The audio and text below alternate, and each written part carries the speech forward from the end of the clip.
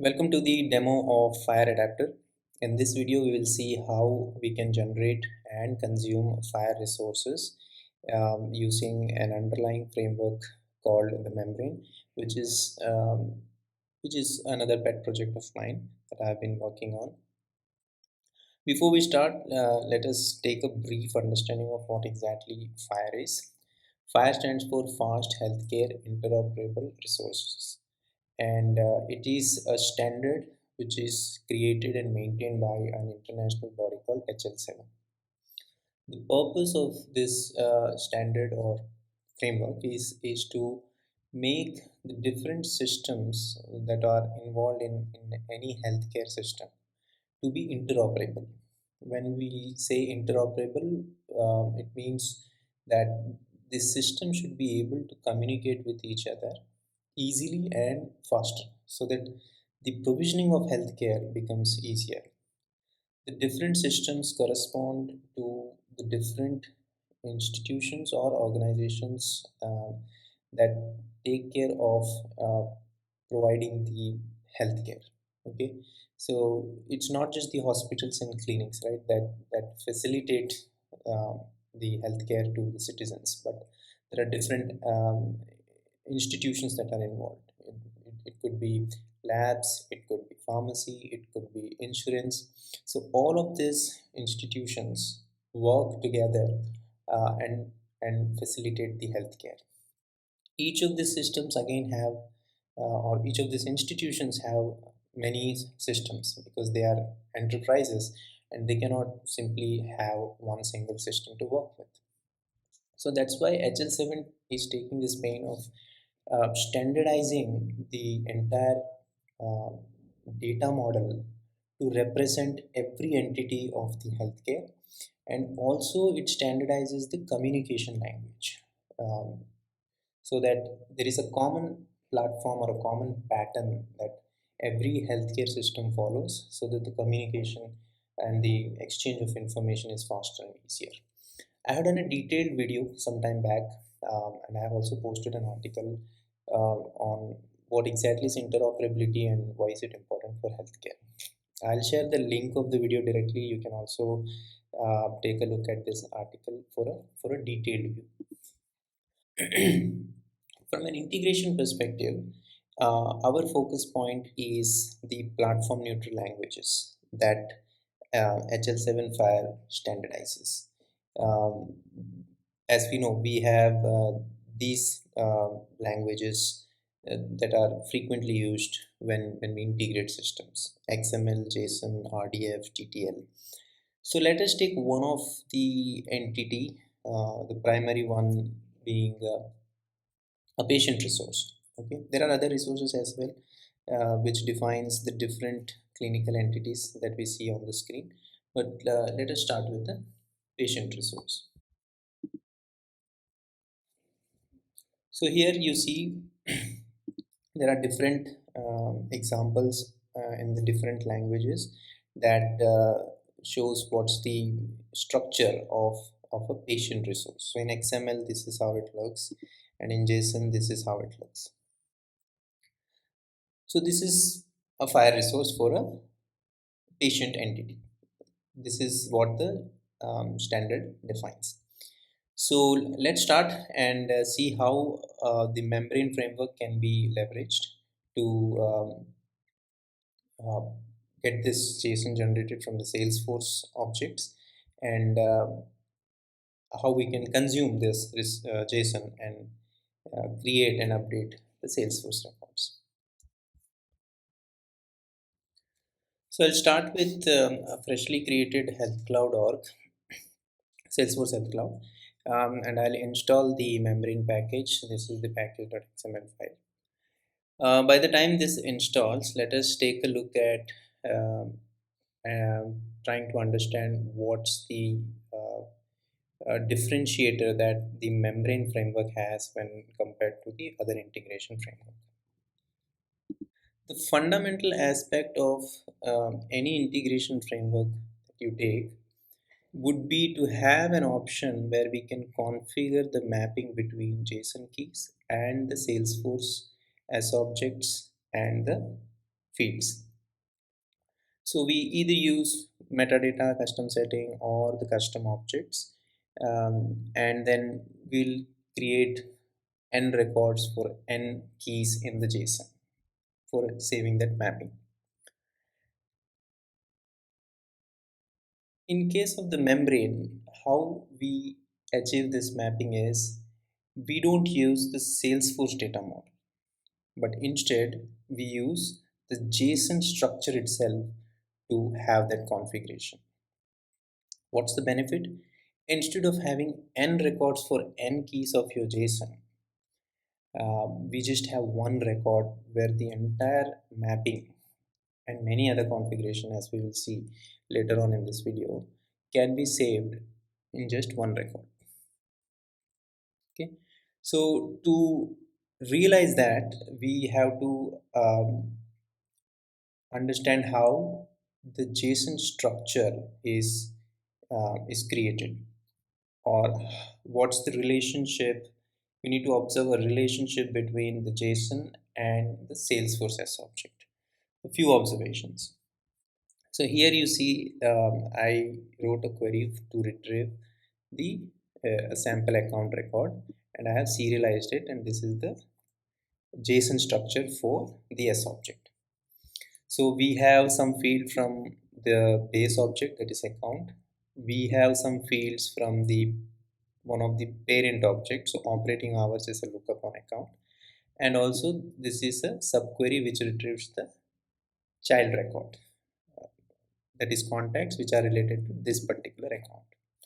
So here if you take a look at the JSON, how it's structured corresponding to the S object that's retrieved is the base fields, or the fields on the base object, that is account, are keys at the base level. So if this is the JSON structure which belongs to the account object ID.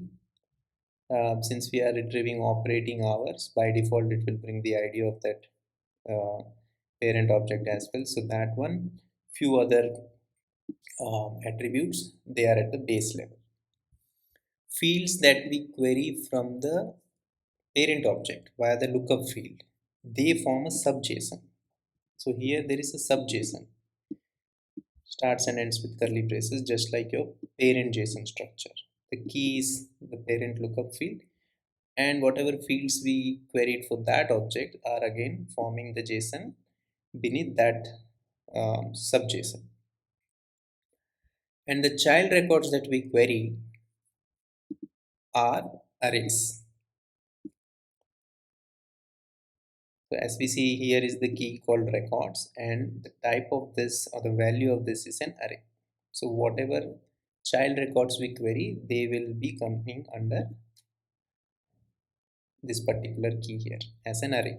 So it's not starting um, with the curly brace. It's starting with the square bracket, which indicates it's a array. It will have multiple records. Multiple records of what type? Of contact type. So since contact is an object in itself, that again has a sub JSON structure to it. So this property of the JSON that that establishes a correspondence with your S object is what's being leveraged in the membrane framework. So let us quickly start and create a mapping for the patient FHIR resource, and we'll see how easily we can create the configuration to generate and consume the JSON with that one single configuration record for both outbound and inbound.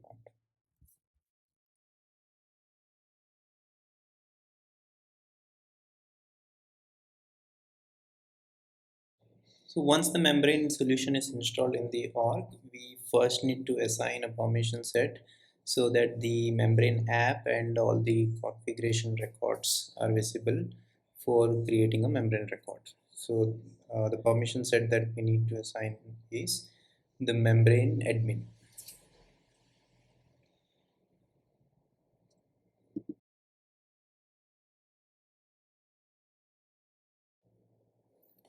Once the permission set is assigned to the user, we can go to this menu option here and can land onto the membrane app. This is how the landing screen looks like. The very first step is to create an external data source record. The data source here we are assuming is an EHR system called Cerner. We have other EHR systems like Dr. Chrono, the Epic, where usually the electronic health records are saved. And the Salesforce Health Cloud, acting as an patient relationship management, would usually integrate with this EHR to have the electronic health records back and forth. So we created a Cerner external data source. Now let's go to the membrane definitions and have a configuration record created for the patient resource.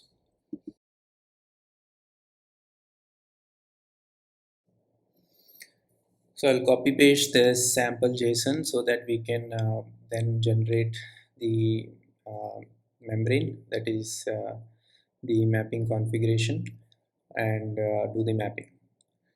So here is the JSON viewer and editor plugin that's available as part of the membrane solution, where we can copy paste, edit, view any JSON structure. That's another Thread solution.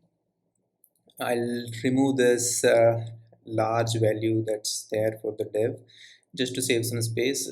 As such, it doesn't matter, we can keep it as is. So once we have this JSON saved here, the sample JSON, the first step is to create the membrane, and we can do that by simply clicking the button that we see at the top right corner, the first button.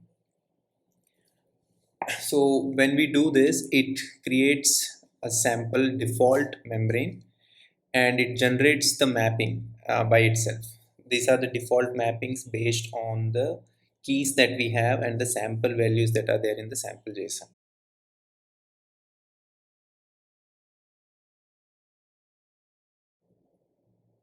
So here, as you see, for every key that's there in the sample JSON, the membrane also has a similar key.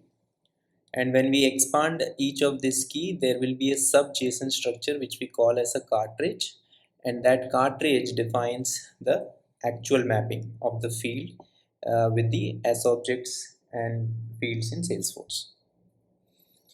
The keys that we see in the beginning of the membrane JSON in the right hand side, they define the mapping and the definition for your primary object.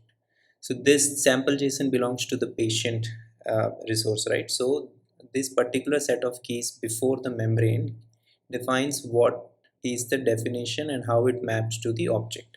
The name is derived from the field on membrane definition. There is a field called main object label. If you already have an object existing and we know the mapping, we can enter the API name of our object, and while generating the membrane, it will automatically take that value and will use as a mapping. If we don't have that label populated, it will by default use this name. Now if we expand each of the keys, as I mentioned, we call this subJSON as a cartridge, and each cartridge defines the mapping for the individual keys in the JSON. So as we discussed, like how the JSON structure actually corresponds to your S object, the membrane automatically identifies whether the key is a lookup field or whether it corresponds to the child records. And also the sample values gives the framework the ability to identify the type of the values. If it's a boolean, it will define the type of the cartridge as boolean. If it's a lookup, it will define it as an object. If it's a child record, it will define as an array, and so on. So this is how intelligently the membrane framework is designed, where it reads the sample JSON and generates almost all of the mappings based on the sample values. Now here, since text is a sub-JSON in our sample JSON, it means that it is a lookup field on the primary object. So there should be another object to which there should be a lookup field on our current primary object. So the membrane gives you the option where you can define that lookup object as well, and all the required fields that are required are needed for creating an object, like the name field, the type of the name field, whether it's text or auto number, the default record type that should be used when we create a record of that object, are all being made available on the membrane. So we can define those right within this single record along with the mapping. This prefix that you see here for every object and field is derived from the external data source. There is a field name unique prefix. The purpose of this is that if your current org is namespace, then later on when these custom objects and fields are prefixed with that namespace, the membrane can be quickly updated by doing a simple find and replace using this JSON editor. So for example, if the current org is namespaced as Cerner, then once we create the objects and fields, we can do a global find and replace by finding and replacing like this. So coming back to the mapping, now instead of the default mapping that the membrane framework has populated in the JSON, if we want to change it with the existing object, we can do this way as well. When you go to this SObject field or external ID field, lookup fields, etc., the framework will show all the objects and fields that are already present in the org. Similarly, the record type that's available on that object will be also shown, so that we don't need to go to that object definition and then look out for the record type, developer name, the API name, etc. So that really makes the process of configuring the membrane very fast and easier for the admin or the developer. The skip for DMA option is used if we don't want to create an object if that object is not present while generating the data model. So once this configuration is done, we have a button here named generate data model, and what it will do is all the custom objects and fields that are used in the membrane but does not exist in the org will be automatically created by the framework. It will also update an integration user permission set, so that again you don't need to go through the hassle of assigning the access to these objects and fields for a particular user that is used for the integration. So let's select some of the existing fields for some of the keys so that we can demonstrate that facility as well. Once this entire configuration is saved, we verify everything, we can quickly go and get the data model, that is the SObject and fields created. The cartridge type, as I mentioned, is derived from the values that we have in the sample JSON, and there is a special value called object access. We use this whenever we have a situation where the sample JSON is structured in such a way that we cannot have objects or fields created for them. For example, the identifier option that you see here, it has a array inside it, and within that there are again few other sub JSONs. Now we cannot really have a separate objects created for that. So what we can do is we can set the cartridge type as object as is, and then get the membrane regenerated. What happens in the background is it will map this against a text area field, and whenever the mapping runs as part of the integration, this entire sub JSON will be saved to that field and vice versa. We can then have sub processes that can generate this sub JSON and save in that text area field, so that the outbound integration can then take this sub JSON and map it to give you the actual JSON. So this way we can have covered situations like that, where we cannot have objects for every sub JSON that's there in the sample JSON.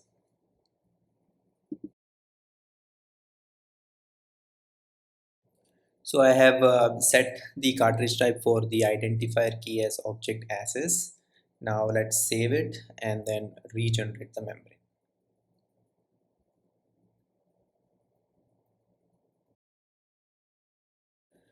The generate membrane option can be used multiple times. So whatever changes you do to your membrane JSON, it will be preserved. Only the ones which did not exist previously will be added or updated. But your all your changes will be preserved even if you use that multiple times. So here as we see, the identifier is now configured against the text area field. So whenever the membrane runs, this entire sub JSON that we see here from the JSON will be saved as is to that field, and vice versa will also happen.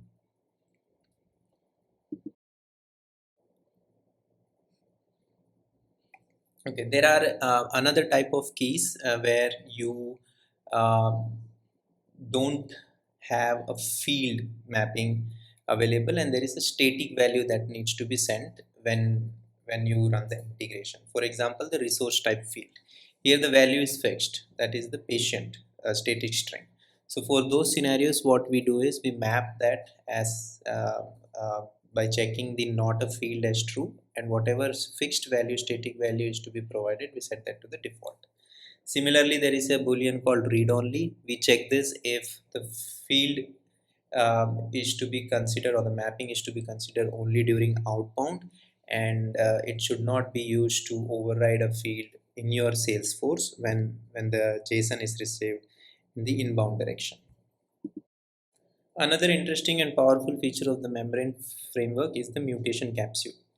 Even after adding all the possibilities of considering the mapping for all type of fields, there will be scenarios where a direct one-to-one mapping is not possible. For example, a key might have the epoch seconds being sent from the external system, and you need to convert that to a date time field. To achieve that, we have this interface class that we can override, and whatever custom logic we have, we can write here to convert the key to field and field to key in two different methods. Once you have this class implemented, whatever name is used for your custom class, you can use that in the membrane against this interface class under the mutation capsule. What will happen is, whenever the framework runs, instead of using that field for mapping, execute it will run this interface class, and whatever value is written from the method will be populated against your JSON. So that way, if you have a complex mapping which cannot be achieved by simply mapping it to the field, you can have the mutation capsule feature used. The mutation capsule also have the additional feature or additional key called metadata, where you can pass in some fixed key value pairs which is required in your business logic. So if you have like 2 to 3 fields and you just have one mutation capsule class, you can pass different key value pairs to identify that the interface class is being called for which particular field. Now that our membrane is ready, let's generate the data model by clicking this button named as generate data model. It will give you two options. One is validation only, and one is to create the data model. So before having the objects and fields directly created, we can just have one round of validation by selecting the first option. It will generate the list of all the objects and fields that will be created, and it will populate on the record. So in the details section, once the tracing job is completed, you can see what all objects and fields will be created as part of the data model creation option, and also what permissions would be added to the integration user permission set that we discussed earlier. So if you find everything is as per your configuration and all looks okay, you can go ahead and click the generate data model, this time with the creation option. There are certain points that we need to take a note of. The naming convention should be as per what Salesforce restricts. So for example, the birth date field with an underscore that we see needs to be changed, because underscore at the beginning or double underscore are not allowed. Similarly, there will be other such restrictions applied, like we cannot use reserved keys in the names. So if such scenarios are there, we need to catch it, we need to make the necessary changes, revalidate, and then get the data model generated. Otherwise it will fail. We might have to do this activity multiple times, where we might encounter some wrong naming convention being applied, so we'll have to correct it, revalidate it, and keep checking it. Once the validation is fine, we will go ahead and create the data model. The data model creation option again gives two options: to create objects and then create fields. First we need to create object, because only after that we can have fields created for the respective objects. Once the objects are created, we can then go ahead and have the fields creation, which will also update the permission set.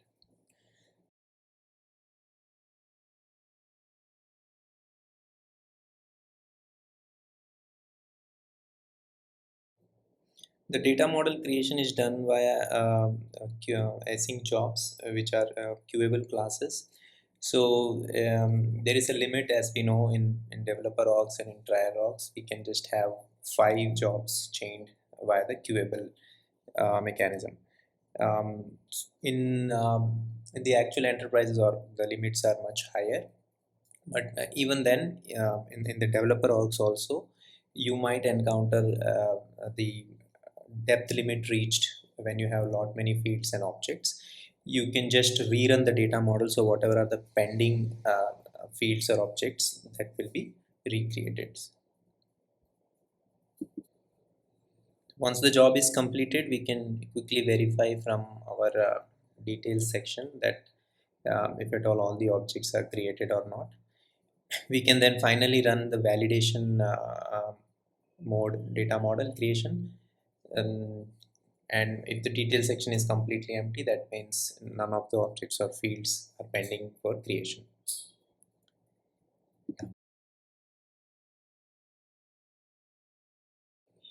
Similar to birth date field, there was a family field as well, which had an underscore, so that was supposed to be corrected. Now that all the objects creation is done, let us run a final validation. So here, as you can see, there are no new objects available for creation. So we can go ahead and do the field creation.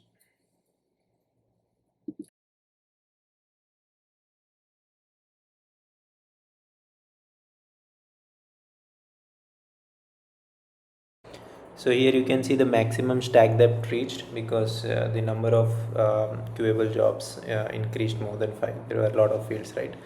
So it's okay, we can just rerun and queue the remaining fields for creation.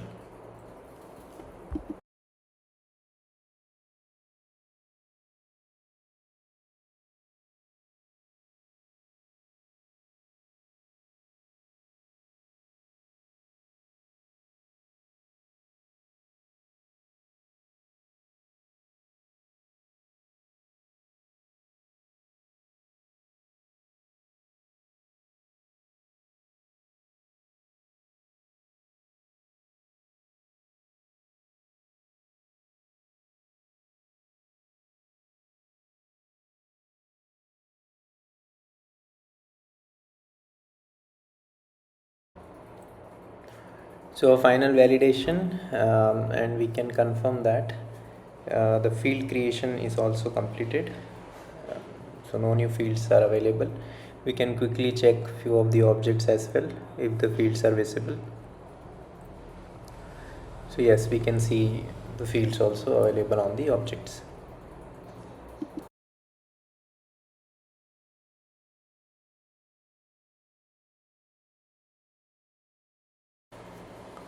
So now comes the health check part, where we will check if the membrane configuration, the mapping and everything is correct or not. So primarily it will involve 2 steps. First is to generate the records from the JSON, and then generate the JSON from the records. So since these new objects and fields were created without any profile permissions added, we will go ahead and assign the integration user permission set, which was created and updated as by the framework itself. So I'll just go ahead and assign that permission set.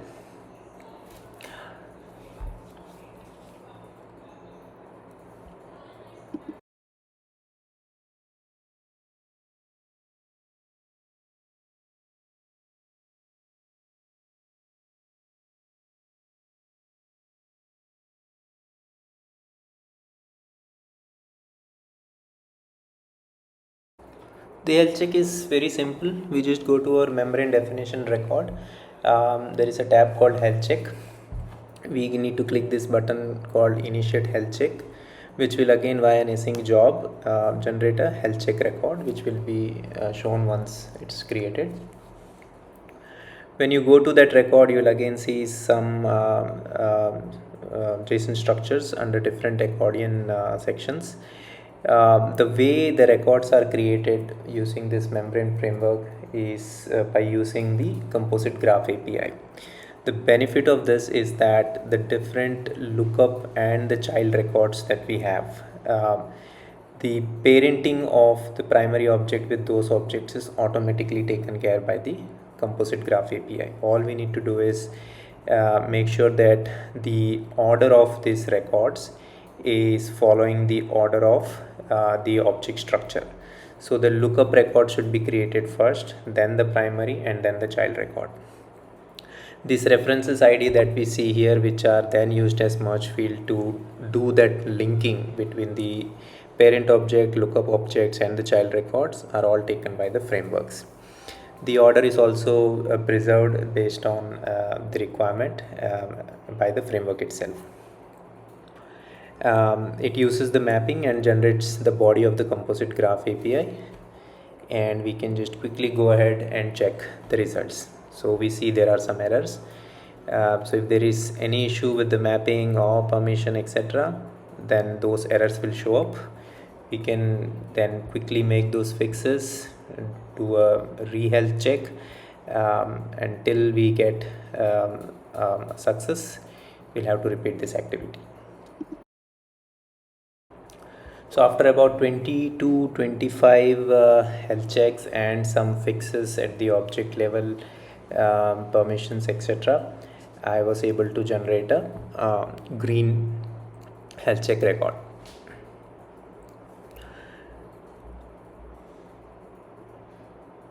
So once you see that the composite graph result is showing as successful, you can then use this custom composite lookup, which is again a Thrdz resource called polymorpher, where you can link the membrane definition record with the new record which was created as part of the health check. And once you select that and then run the second step of the health check, you will either see a fuzzy pass, strict pass, or a failure of your schema check. So what the schema check does is, whatever is the generated JSON in the second step, it compares all the keys with the keys of your sample JSON. If all the keys at the primary object level are same as your sample JSON, then it will give a fuzzy pass. The fuzzy check doesn't check the keys under the arrays, because the child records may be there or may not be there. So example here, under the telecom records, we have again sub-JSONs with different keys, also the name key, but in the generated JSON, those records are empty. Now the reason why these are empty is because of the way we mapped this field. We marked the keys for the mapping for these keys in the membrane as not a field, and therefore it didn't pick up those records. We can check that here under the membrane of the telecom and name keys. Not a field is marked as true. So there wasn't any mapping. Now let us look at another example, another configuration that I have done for Stripe as an external data source, where we achieve a strict pass. So we had a mapping for some of the resources where we could achieve that strict pass. So here, as you can see, this is another org, not the health cloud org. I have configured payment method and product for Stripe as an external data source. This is how the membrane looks. If you go to the health check tab, I have created few of the health check records where we have a strict pass as the schema check status. When we compare the sample JSON and generated JSON, it will be evident that all the primary keys, then the sub JSON keys which belongs to the lookup, are exactly same as what we took in the sample JSON. So this is how we can use the membrane framework not just for the FHIR adapter but in general for any of the integration framework. You just have one single record that defines the schema, the structure of your sample JSON, the mapping, and it also has the ability to generate the data model if the objects and fields are not present. And that one single record can then uh, allow you to generate and consume the JSON.